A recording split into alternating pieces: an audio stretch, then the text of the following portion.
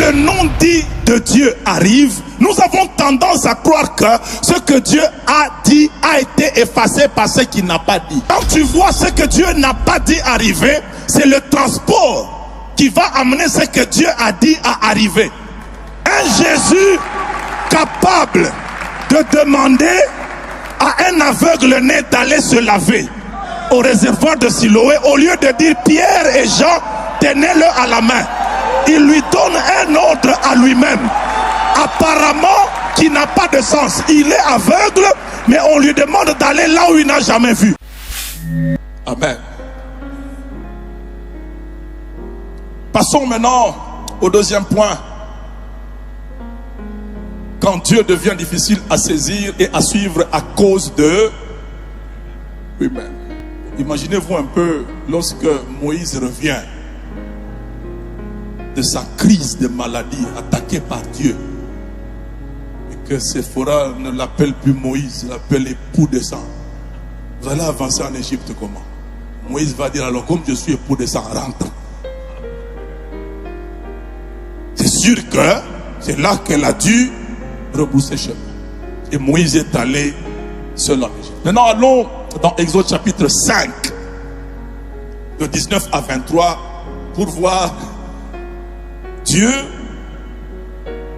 qui devient difficile à saisir et à suivre à cause de lui-même. La Bible dit, d'ailleurs Papa Dalo vient de le lire, les commissaires des enfants d'Israël virent qu'on les rendait malheureux en disant, vous ne retrancherez rien de vos briques. Chaque jour, la tâche du jour. En sortant de chez Pharaon, ils rencontrèrent Moïse et Aaron qui les attendaient. Ils leur dirent que l'Éternel vous regarde et qu'il vous juge. Vous voyez un peu, hein?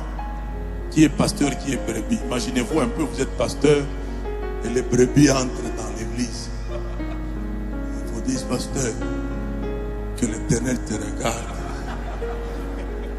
et qu'il te juge. Il y a crise, n'est-ce pas? Dans cette crise, Moïse n'y est pour rien. Aaron n'y est pour rien. Ils ont obéi à la voix de Dieu. Mais c'est comme s'ils sont allés provoquer un essaim d'abeilles. Et ce même peuple que vous voyez, papa, merci beaucoup. Les 4 éléments là que la crise révèle, nous-mêmes là, la crise nous révèle, ça révèle les autres, ça révèle Satan, ça révèle Dieu. Le même peuple, quand il a vu Moïse exhiber le signe du serpent, ils se sont dit, ça y est. Et les mêmes, quand ça devient difficile, ils rentrent vers Moïse. Et dans tout ceci, le Dieu du ciel regarde et parfois il se frotte les mains et dit, ok, ça y est. Maintenant, ils savent qui est qui. Ils ne se connaissaient pas. Parfois, nous prétendons nous connaître. Mais il y a l'abondance et la crise qui sont les éléments qui nous amènent à mieux nous connaître. Ces deux-là, ça s'appelle bain révélateur. À cette époque, les gens de cette époque ne connaissent pas cette histoire-là. Nous, quand on nous prenait des photos samedi, on attendait lundi l'après-midi. Quand nous étions tout petits. Vous, quand vous prenez les photos, vous savez même les modifier. Chez nous, à notre époque, on ne modifiait jamais une photo. Arrange-toi pour avoir la plus belle pose, parce que c'est éternellement que tu vas avoir la pose. Dès que le photographe est passé samedi, il doit aller au studio lundi matin et il viendra avec les photos lundi dans les après-midi pour que vous voyez comment vous avez posé. Maintenant, si toi tu avais fermé les yeux au moment où le flash a, on ne va plus jamais modifier ça. Maintenant, on amenait ces photos-là dans une chambre noire. On les traitait dans une chambre noire, on met dans l'eau et on appelle ça bain de révélation. Quand ça arrive là où il n'y a pas de lumière dans de l'eau, c'est alors que les images commencent à remonter. C'est ça les difficultés, c'est ça les crises. C'est un bain de révélation. Ça permet à ce que ta vraie image apparaisse. Et tu auras même honte de te regarder lorsque cette crise-là aura révélé qui tu es. Et ici, lorsqu'on continue le texte, la Bible dit, en sortant de chez Pharaon, il rencontrait Moïse et qui les attendait. Vous les attendez, hein? Vous pensiez avoir un rapport que Pharaon a cédé. Mais il leur dit que l'Éternel vous regarde et qu'il vous juge. En temps difficile, il y a toujours des gens qui pensent que l'homme de Dieu n'a plus Dieu, c'est eux qui l'ont. Vous nous avez rendu odieux à Pharaon et ses serviteurs. Vous avez mis une épée dans leurs mains pour nous faire périr. Moïse retourna vers l'Éternel et dit, Seigneur, pourquoi tu fais du mal à ce peuple? Pourquoi m'as-tu envoyé? Depuis que je suis allé vers Pharaon pour aller en ton nom, il fait du mal à ce peuple et tu n'as point délivré ton peuple.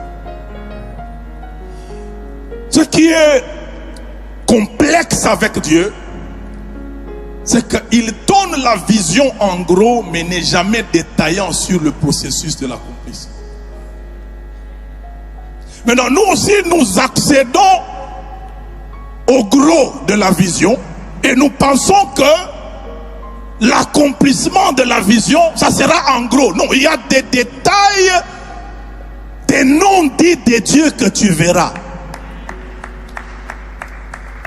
La vision, c'est ce que Dieu dit, n'est-ce pas? Mais les circonstances vont te révéler des non-dits de Dieu.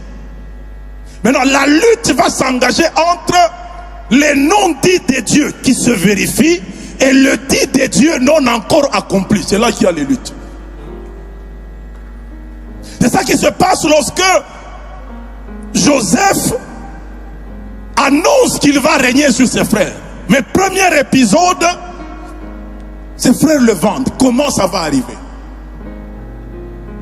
Lui va avec les Amalécites, ses frères restent à Dothan. La vision va arriver comment? Dieu qui a montré le règne n'a pas montré ça sera où, n'a pas montré ça va se passer comment. Lorsque vous êtes Joseph à cet instant-là, où on vous a jeté dans un trou et vous entendez en live, chez les Joseph, la sorcellerie, ce n'est pas la nuit. C'est le jour. Tu participes à la transaction. Tu entends là au-dessus les Amalécites passer et un de tes frères, Judas, dit, mais qu'est-ce que nous allons gagner là-dedans? Il faut au moins qu'on gagne quelque chose. Qu'on le vende aux Amalécites. Tu entends le frère de ton père te vendre. C'est pour ça qu'il faut aimer la prophétie. Tu es le Joseph de ta famille, mais aime aussi ces détails.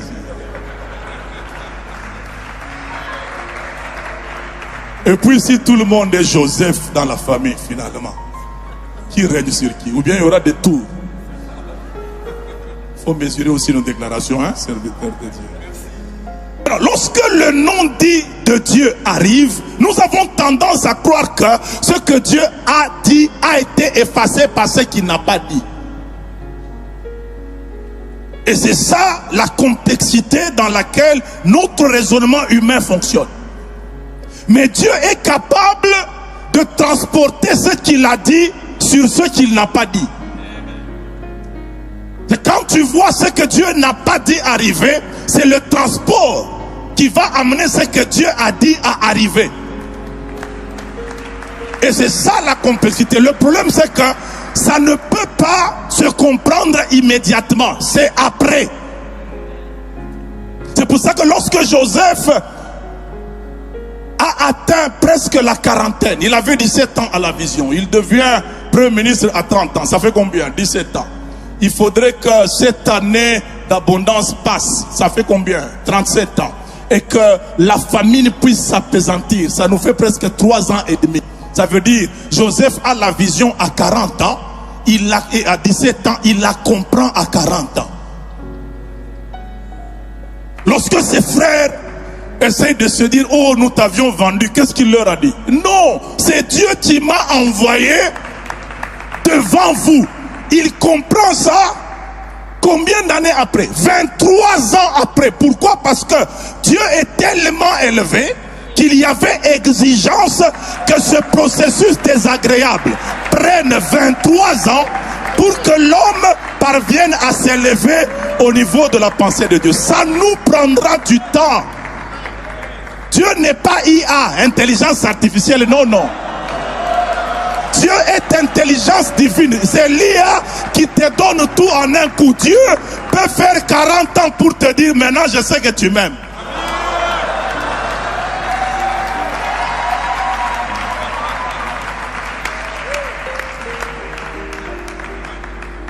Maintenant allons comprendre que dans le processus de la révélation de ses attributs et de ses capacités, Dieu s'octroie en tant que créateur le droit d'utiliser tout comme il veut, quand il veut et à n'importe quel moment. Ça veut dire nous appartenons à Dieu, nous lui appartenons. C'est lui qui a décidé qu'on soit. C'est qu'il peut utiliser chacun de nous comme il veut. C'est ça qui fait que il dit même à Pharaon, je t'ai laissé en vie parce que tu dois voir de quoi je suis capable. Maintenant regardez, Pharaon va voir ça en vivant du mauvais côté.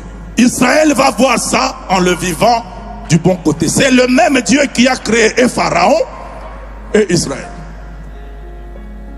On verra ces choses-là demain en voyant le leader et les crises qui ne sont toujours que, qui ne peuvent que s'inviter.